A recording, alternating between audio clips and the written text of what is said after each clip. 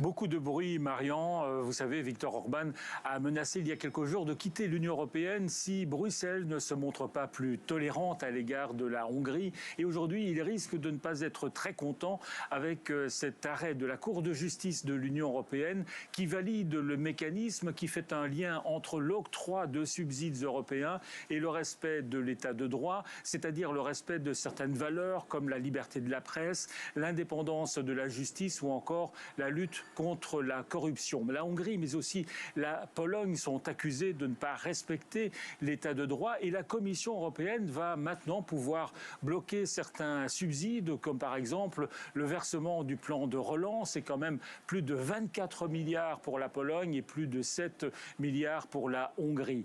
Le Parlement européen, où je me trouve, presse la Commission européenne de prendre une telle décision. Sur le plan technique, c'est très facile. Sur le plan politique, c'est une autre histoire. Vous imaginez la crise que cela va provoquer. En même temps, si la Commission européenne ne fait rien ou tergiverse, certains estiment que c'est la fin du projet européen. Cela dit, la Pologne et la Hongrie pourront toujours se venger de l'Union européenne en bloquant, par exemple, certains dossiers qui supposent l'unanimité, comme par exemple certaines dispositions du plan vert pour le climat. Le bras de fer risque de continuer.